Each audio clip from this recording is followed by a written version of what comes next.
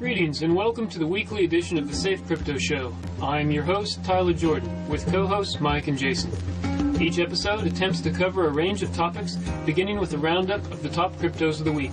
Next, a discussion of general crypto news and happenings, and then we consider new and interesting projects and ICOs. All followed by a brief discussion of the weekly tech update by MAIDSAFE. Let's get started with the show. Safe Crypto Show disclaimer.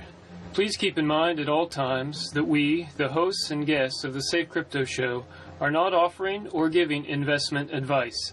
We only state our personal opinions and thoughts on our own interests. By watching, you agree to not hold us responsible for any losses you may incur by executing trades or by maintaining holds based upon the subjects discussed in our episodes.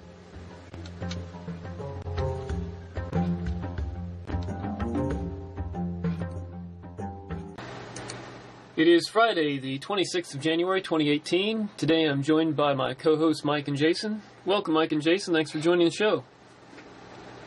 How's it going? Thanks for having me. So today on the show, we're going to do the top 5 report.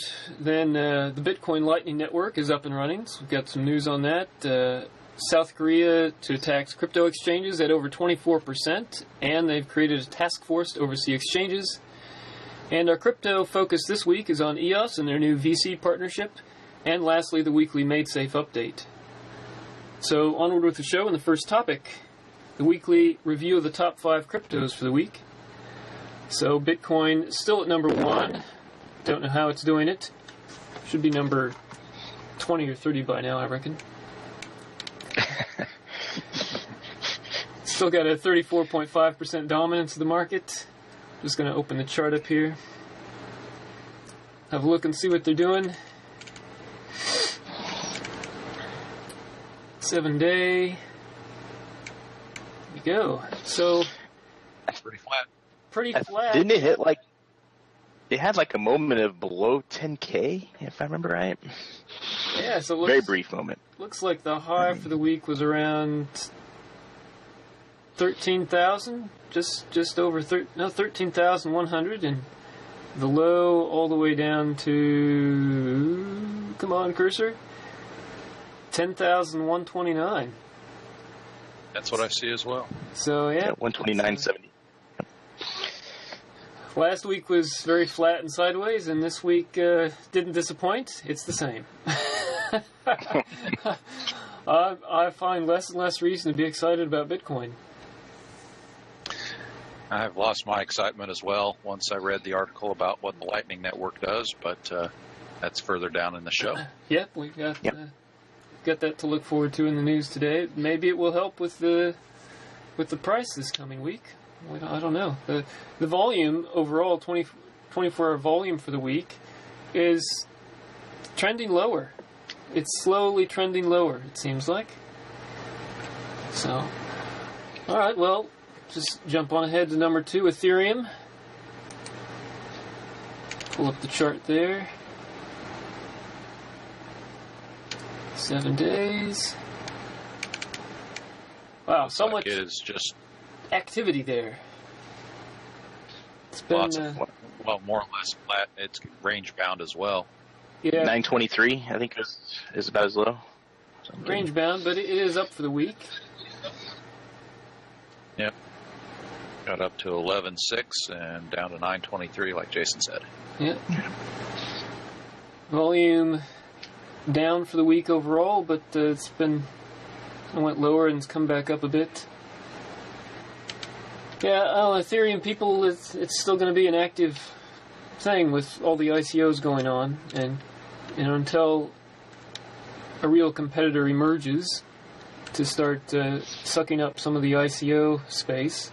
Maybe that'll be Cardano in the short run. I don't know actually when they're going to be fully releasing their platform, but EOS, of course, looks to be the killer in that space. So we'll see what happens, but EOS has a long way to go before it's released. It looks like we got 15 new cryptos this week, so yep. Got a lot of new upcomers on the block. Yep. Number 3, Ripple. Hanging in there at number 3. 7-day chart. Wow, look at the volume fall off on that. Yeah, for sure. Such a radical volume shifting. I'm going to just go to the 1 month, have a look at the volume there. You just see it go in these peaks and troughs. It just classically looks like a pump and dump thing going on with Ripple. Overall, how many people are actually using the Ripple token? It seems like very few.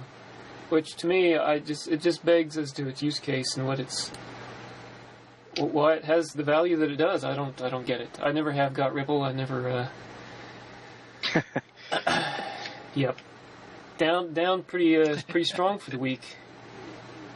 Yeah, it's not at 388 like it used to be once upon a time. Of course, you never know. I mean, with Ripple, it could be back up to double its value in another week. It just.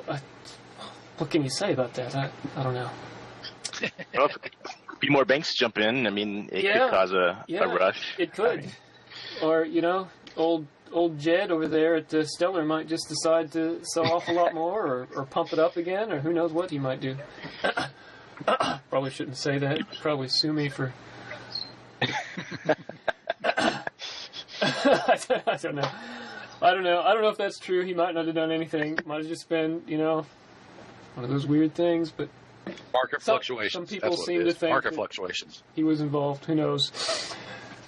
So Bitcoin Cash number 4, pretty stable at number 4, I guess. Down a little bit over the week, but yeah, fairly stable.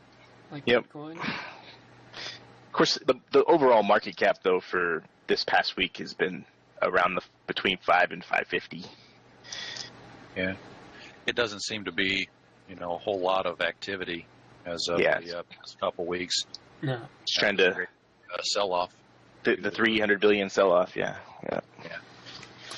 Yeah, interestingly, I didn't put it in the news this week, but Stripe has dropped its payment support for Bitcoin now. There are still other payment processors that accept Bitcoin. I used one of them this week, actually, but Stripe, which is one of the major payment processors on the internet, has dropped Bitcoin. They are talking about other altcoins as alternatives, but they haven't put one in yet. So for the moment, Bitcoin is losing its luster. That's all I got to say about that. And it's odd that they've dropped it just now when the Lightning Network is coming in focus. I mean, they did mention that maybe they'll add it back again, but it's interesting. I find it really interesting. With the transaction fees on Bitcoin as high as they are, it's pretty much rendered itself irrelevant for doing smaller transactions, which I think are going to be the core of most of the crypto transactions. When you really think about it, you're going to, if you can transfer up to, 10 or 20 US dollars worth of crypto, you take care of a good chunk of transactions that are done around the world. Yeah. If you can get like anywhere up to $50 to $100 on a transaction fairly easily and cheaply, then it's going to go and be of great use as long as it's cheap. Well, Bitcoin Cash seems to me to be the strongest alternative right now. I mean, it's got the highest market cap of a coin that really is capable of doing that kind of speed of transaction. So, I mean, below that, we've got Litecoin is probably the next best option, and then below that, probably Dash. But in terms of market cap, I mean, it's Bitcoin Cash. So, I mean, you could say Ripple, but again, I don't know. It doesn't seem like people actually use Ripple. I'm not sure why it has the high market cap. I'd like to see something like like Ryblox with no fees whatsoever, and transaction times that are faster than a Visa MasterCard transaction. Yeah, I'd like to see something like that actually get some traction, simply because it's an improvement. Ryblox is down at number 22 this week. Yeah. Actually, I think Stripe actually mentioned Omisa Go as well for some reason as an option, but I don't know why they would. It's at number 23, and it doesn't seem like. I mean, Ryblox seems like it would be a better choice technically, and Yeah, but I guess it is a little more untested in terms of its blockchain technology, which is a pretty radical shift from. But I mean, even Bitcoin isn't in 1.0 yet, so I mean, it's all kind of untested, really, in the grand scheme of things. So I don't know. Frankly, I think Dash is a good choice, but it's still number 12. Bitcoin Cash, though, should be the best choice. I'm surprised Stripe didn't just say, well, we're just going to switch over to Bitcoin Cash. I mean, that would have been an easy one to go with so many people holding Bitcoin Cash or owning some. It seems like a natural alternative because it's doesn't have the fees that Bitcoin does. Well, not to drag this out any further, let's just get on to Cardano, number 5. Still hanging in there at number 5. It's kind of had a little roller coaster. Just going to the 7-day pretty chart. flat for the week as well. Yep. There's a couple days that you could have got in there and scooped some up at a discount, but yep. It's got a bit of an up and down volume as well, but I mean, still better than Ripple. And it's not even touted as like a so much of a payment system. I believe it's a smart contract system like Ethereum, so and EOS. Oh yeah, it's doing well. I don't have anything to report on Cardano. I haven't read anything about it lately, so just move on to the news segment. So the first item we have today is, of course, the Bitcoin Lightning Network. So apparently the first ever physical purchase on the Lightning Network has occurred. It's Pizza Day, quote-unquote Pizza Day. I'll just read the first paragraph here of the Cointelegraph article. The first ever physical transaction may have been completed on the Lightning Network 2 days ago, according to Reddit user, gives a link, who purchased a VPN router through a payment channel provided by TorGuard. The Lightning Network, designed to scale Bitcoin up for a global user base, functions by opening and recording a channel between two users on the blockchain, with information about transactions only being recorded on the original Bitcoin blockchain after the channel is closed. So they can have several trades on that channel before the trade closes, so that saves, having to record every single transaction on the blockchain. It just has a lot of transactions go through, and then the final settlement there is recorded, I suppose. So, yeah, it's got a little video there on the article. The link for that will be in the show notes. From what I understand, as of, I think, this morning or last night, the number of nodes using the Lightning Network is still pretty small, but now currently the current processing ability of the Lightning Network would allow for about around 30 to 40,000 US dollars worth of transactions at any given moment.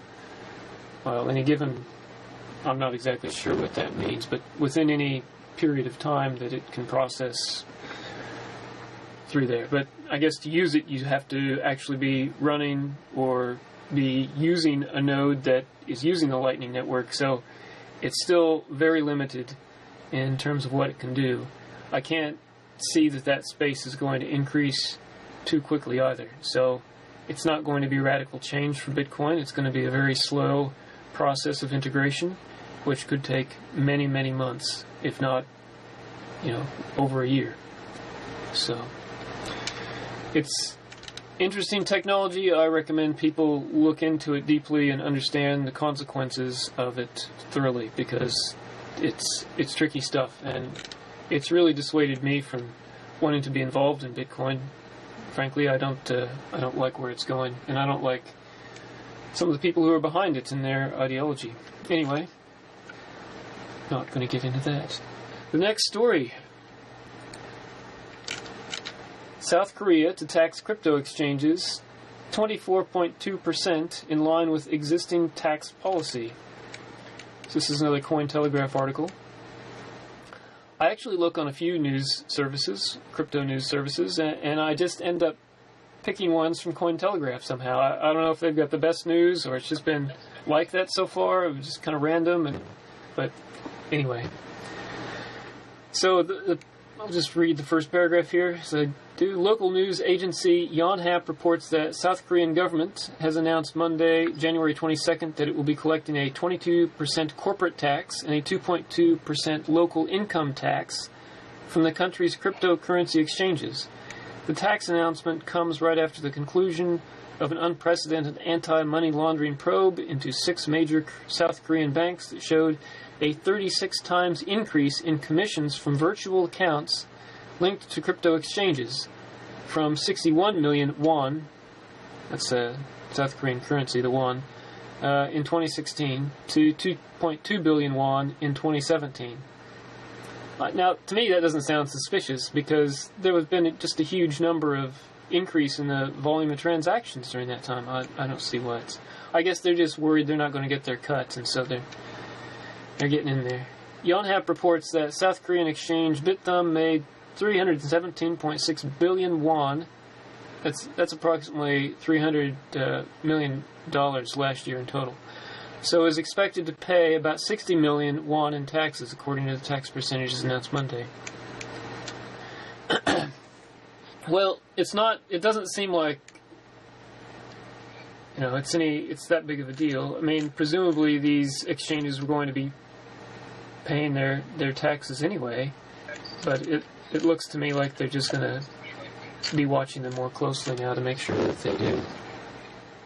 I mean, why wouldn't they be taxing the crypto exchanges? They're corporations, so I'm a bit unclear about this. It seems like, is it just the government saying things to try to put a little more fear into the market? Could be.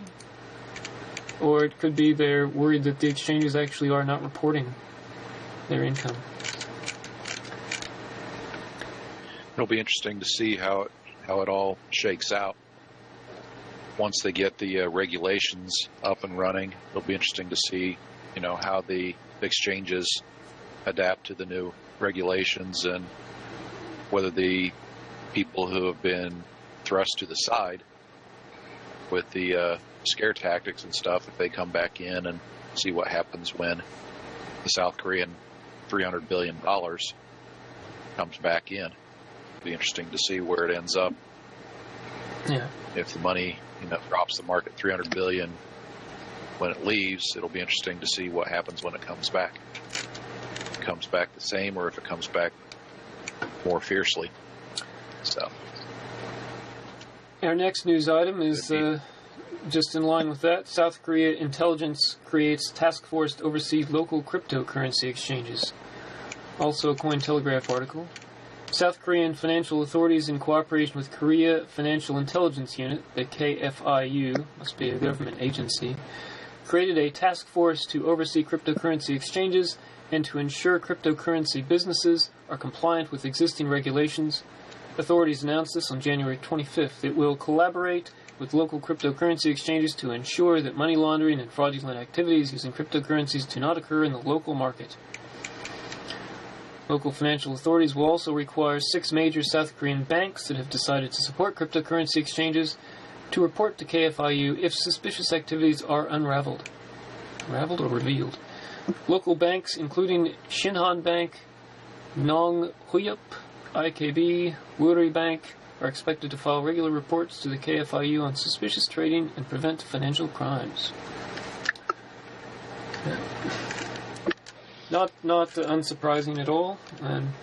It sounds to me like they're going the regulatory route, and they're not going to actually be banning exchanges. So it should, I think, in the pretty short run, start bringing more South Koreans back into the market, if they've been on the sidelines waiting for a little guidance from the government on what they're going to do. It looks like they've made their play. Well, that's all I have for the news this week. Hasn't been a really exciting week in terms of news. On to the next segment then. Just going to talk about the EOS agreement with Novogratz's Galaxy Digital Group. They're a VC group, and so what's happened here is EOS had a conference this week, and they announced that pretty much the bulk of their ICO fundraising, which is about 1.1 billion that they've raised so far, is going to be put into a fund, and that fund will be connected up with different VCs. They've only got one announced now. This is Mike Novogratz's Galaxy Digital Group. And the VCs will basically vet projects and facilitate projects, as VCs do. But specifically, if the project is willing or able to use the EOS platform, then they will get funding from the EOS IO fund. So I frankly find this to be huge news for EOS, because we've been wondering for a long time what they were going to do with that hoard of cash. And were they going to be, buying a palace somewhere and sitting on the beach? No. They're actually reinvesting it. It's important to understand what this means. This isn't just like money they're donating. This is an investment fund. So companies that are successful in launching their service or product on the EOS network will make a return, and will be returning capital back to the fund. And this fund effectively is going to continue on in perpetuity, I would assume. Possibly EOS itself, or the company behind EOS, which is called Block One, will reap a reward as well. So, given how profitable ICOs have been this past year, and probably for the foreseeable next few years at least, this could be really huge for EOS in terms of not merely in terms of attracting projects to the EOS blockchain and the EOS platform, which all by itself is huge, because we're not talking a small amount of money here, are we? This is, if EOS ends up putting $1 billion into this, that's $1,000 million. Think about that. How many projects, big projects, are going to be brought into this space with that kind of funding? I mean, it's just enormous. It's gonna be a big sucking sound as well. I'm actually concerned, because being a big MAIDSAFE supporter, I want to see more developers working on the MAIDSAFE platform, trying to develop apps for MAIDSAFE. But with things like this happening, with what EOS is doing, and the amount of cash that they have, it's going to suck developers away from every quarter. It's going to suck them away from Ethereum. It's going to suck them away from Cardano. This is why this is such a huge deal, because it's not merely profit potential for Block One, the company behind EOS. It's going to pull a lot of talent into the EOS ecosystem.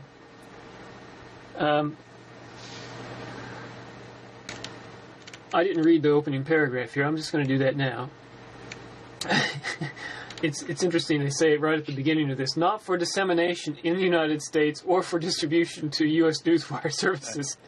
So I got to say, I thought that was interesting. If you're in the United States, you have to turn this video off now. This information is not for you. It's not for you, no. Hey, wait a second. I resemble that comment. Yes. Block One, the developer behind the leading blockchain software EOS.io and Galaxy Digital LP, quote, Galaxy Digital, a full-service digital assets merchant bank, today announced the formation and capitalization of a joint venture that is focused on developing the EOS.io ecosystem and making strategic investments in projects that utilize EOS.io blockchain software. As part of the new relationship, Block One and Galaxy Digital will deploy capital for future investments through the capitalization of a new $325 million EOS.io fund. It goes on. The link will be in the show notes. But I just can't get over this. It's mind-blowing, and I'm really concerned for other projects in the space, particularly MAIDSAFE. And I worry how they're going to fare down the track with so much talent being sucked into this vacuum cleaner called EOS. Financial vacuum cleaner. Financial black holes sucking everything in. I mean, we need so many more developers. You guys have any thoughts on this? Yep. Money usually talks, right? It does. So. It does. Yes. Even if it's not the best. That large, piles of money that large talk very loudly. So they do. I love MAIDSAFE for its great innovation and where it's going, and I want to see it. I want to see it grow and expand and reach the position and get so many more people involved. The freedom that MAIDSAFE is offering through their SafeNet project is vast, and I'm going to be using it no matter what. I mean, there's just hands down, there's nothing that's going to be better than what they've got under development. But I can see, most people still aren't very concerned about privacy. They're still not that concerned about the stability of their data. And I mean, EOS isn't going. They're not a data securing kind of platform. They're much like Ethereum. They're just dealing with the speed issue. The scalability. So, but given what they're doing, they're going to have so many app developers and so many projects happening there that it's going to. I just see them supplanting everything and moving right to the top. Well, I mean, MAIDSAFE's got probably a couple years yet. I'm not sure, but I would say at least a year, between a year and 2 years before they're into beta. And EOS is probably going to be coming into beta within 6 to 12 months. So EOS is going to have a large head start, and they're going to have a lot of developers. I don't know. It's a bit scary and frustrating. Not scary, frustrating. It's frustrating for me, I suppose. I'm not going to be, financially hurt by it because I've got investments in both EOS and MAIDSAFE personally. And seeing this, I'm probably going to put more money into EOS. I would be foolish not to, really, to be honest. I don't see how they can lose at this point. This isn't investment advice. Yeah, no, I'm just saying what I'm doing. What you want to do with your money as a listener to my show, to this show, to our show, is your responsibility, and nothing to do with us. But wink, wink. Yeah. Yeah. Well, unless you guys have anything else to add about that, I guess we'll go on to the last segment. No. Topic number 4, the MAIDSAFE update. So last week, I mentioned MAIDSAFE's new video, and I said I would play it, and then I promptly became distracted because I'm old and addled in the brain, and I didn't play it. So I'm just going to play that now. The internet's changing, and there is a wave of new technologies entering the market, but most fail to provide the levels of privacy and security we should expect. The current internet relies on centralized servers, owned by a few large and powerful organizations to host your data. These central points act as honeypots for hackers and advertisers trying to monetize your data. Decentralization offers a solution to this problem. Data is split up and hosted on unused capacity of users' devices. A network is created as these devices are linked together without central servers. However, many decentralized services are built on blockchains, which are an amazing design for public ledgers, but terrible mass storage containers. Storing data directly on the blockchain is prohibitively expensive and provides poor read-write performance. Subsequently, Blockchain-based storage solutions store a data identifier, such as a hash, in a blockchain, but store the data somewhere else, and this somewhere else still needs to be secured. We should be trying to secure the data, not the pointer to it. It is time for a solution that secures both the data and the ledger. This is the SAFE network, the world's first and only autonomous data network. An autonomous network is not a set of servers, or own storage locations, or identifiable nodes. It is a self-healing, self-configuring, and self-managing system. Similar to a colony of ants, there is no centralized authority, and yet it's highly optimized and effective. Comparative to blockchain mining, which uses proof-of-work algorithms, the SAFE network operates on a proof-of-resource farming system. Users are paid for the quantity and quality of storage capacity they provide to the network. Time for a truly decentralized, autonomous internet dedicated to the security of your data. Join the SAFE Forum community to find out more. It's a nice little video, and I encourage people to share that around, please. Let's get the word out about SafeNet. So the next thing is just going to go through the highlights of the update this week. So the Safe Network Primer is now available for MAIDSAFE from the website. There's a link to that in the show notes. And please read it and share it widely. Indeed. The new MAIDSAFE office in India is now open, and they are currently looking to expand their team in that location. They're looking for JavaScript UI developers, UI designers, Android developers, and .NET developers. They've got a new person, Nadia Burburo, may be saying the name wrong, Burburo, is joining the Air office as a technical executive assistant starting Friday. Support for streaming files using HTTP range header is being added to the Peruse browser. A new version of the Peruse browser containing this feature will likely be released very soon. Today they're publishing new versions of Safe Client Libs. So that's different files. I'm not going to get into the technical stuff on the show, but please, if you're interested in the technicals, the link to the update will be in the show notes for their forum post on the update. The routing milestones for Alpha 3 have been published. I'm going to go through that very quickly here in a moment. In coming days, the routing team will detail the first of these and commence with the tasks, which will also be added to Jira. And 7 UTP is now working reliably in Crust. Also, Crust will soon have fully encrypted communications. So, I want to just go through, because they've released their milestones for Alpha 3. Number 1, they've got incorporate data chain into the code. Oh, this is milestone number 1. Step 1, incorporate data chain into the code. Number 2, implement peer aging. 3, implement logic to handle peers being added. 4, update mock crust test to validate. Milestone 2, implement peer relocation.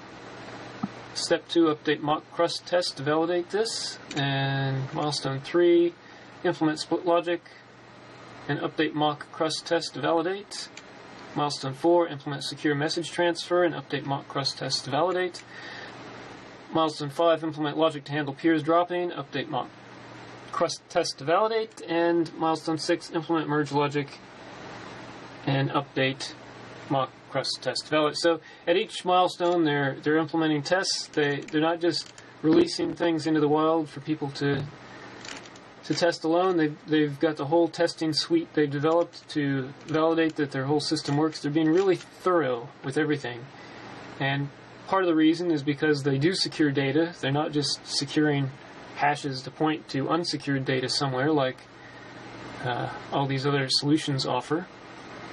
Blockchain solutions are offering. So because they're securing data, they want to make sure that everything is going to be solid before it's actually released into beta, because they're promising to secure data, and that's, you don't want to be posting secure data on an insecure network. Well, For technical details on the update this week, and for greater detail with all of this week's update, please go to this is a continuation of the MAIDSAFE update. For all of this week's update, please go to the SafeNet forum and see link in the show notes. Do you, Jason or Mike, have any last things to add for this week? Any thoughts? Pretty interesting news on EOS, and yeah, good information on that. So it definitely puts a different spin on my thoughts on what that originally was and what they're going to be. Me too. In the near future, it looks like. Yep, I'm the same way. I didn't know what they were doing with that money. I thought they were just going to, go buy a little castle on a beach somewhere and sip pina coladas for the rest of their lives. But no, it seems like they're sitting actually on a beach. They've got some serious investment plans, and I think it's brilliant. I think I couldn't have imagined something this good as a plan going forward for EOS. I'm frustrated with it because I see it as a big problem for alternatives like MAIDSAFE. It's going to pull a lot of talent away, but on the other hand, I guess the positive here, I don't want to be so negative on it, but I guess the positive is that it's going to bring more developers and tech into the space overall, and that in turn will lead to people seeing the limitations and strengths of the space, and in the long run, it will bring more talent to SafeNet in the long run. So it also gives some competition. It also gives some competition to Ethereum as the platform. If EOS has the ability to, fund some of the projects that are built on its platform and turns EOS into a viable platform similar in a lot of respects to Ethereum. I don't know if EOS and Ethereum are the same as far as for the smart contracts and everything else. I think it is precisely the same. Yeah, EOS is actually building on that in other ways too. There's Ethereum uses Solidity as its underlying language, and there are some advantages and limitations to that.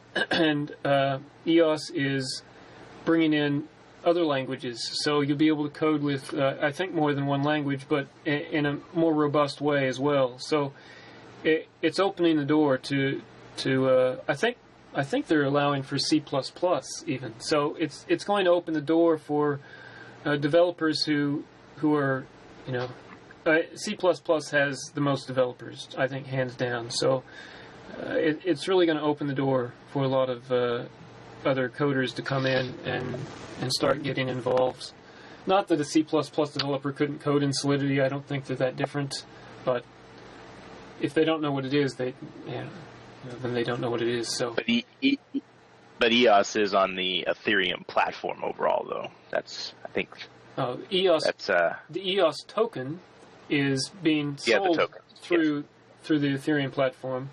Once the EOS platform goes live, then I'm not sure if they'll move it over through a burn system or if they'll just keep it on Ethereum. I don't know. I don't know what their plan is there. Maybe there isn't one at the moment, but we'll find out. That's not really very critical. Ethereum's not going away. I just see that it's at its limit, and they are working on different techniques to improve it with their sharding ideas, and they will eventually improve it.